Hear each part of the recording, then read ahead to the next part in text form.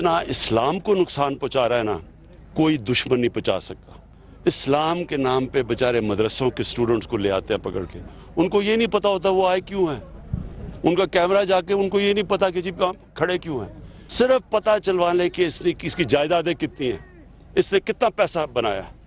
صرف یہ دیکھ لیں، یہ بتا دے کہ اس کی اربوں روپے کی جائیداد آئی کدھر سے ہے. پرائم منسٹر کا ایک تیسرا بھی بیان آپ کو سناؤں گا. وہ ہماری سیاست کا ایک بڑا ہی کہنا چاہیے متنازع سا ناپسندیدہ سا لفظ ہے NRO. جنرل پرویز مشرف نے پاکستان پیپلز پارٹی سے ایک ایگریمنٹ سائن کیا تھا، اس کا نام ہے NRO، نیشنل ریکنسیلیشن آرڈیننس، جس کے تحت بہت سے مقدمات ختم ہو گئے تھے. بینیفیشری MQM بہت زیادہ تھی، قتل وتل کے مقدمے تھے، وہ بھی سارے معاف ہو گئے تھے.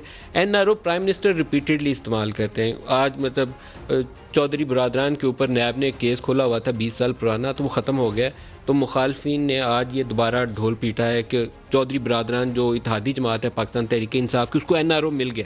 تو جس کا بھی جو کیس بھی کسی ایسی جگہ پہ پہنچتا ہے وہ کہتے ہیں کہ NRO مل گیا. تو پرائم منسٹر نے جنرل پرویز مشرف کے NRO کے اوپر اور مخالفین کو کس لقب سے پکارا وہ بھی دکھا دیں.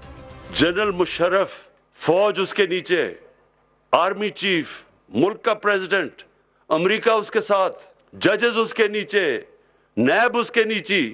اس نے انہی ڈاکوؤں کے سامنے 2 دفعہ NRO دیا. جو اتنی طاقتور تھا وہ ان کے سامنے گھٹنے ٹیک گیا. بلیک میل کر رہے ہیں کہ نہیں جی ہمیں نہیں ہاتھ لگاؤ، باقی چوروں کو پکڑو، ہمیں نہ ہاتھ لگاؤ. یہ گیم چل رہی ہے.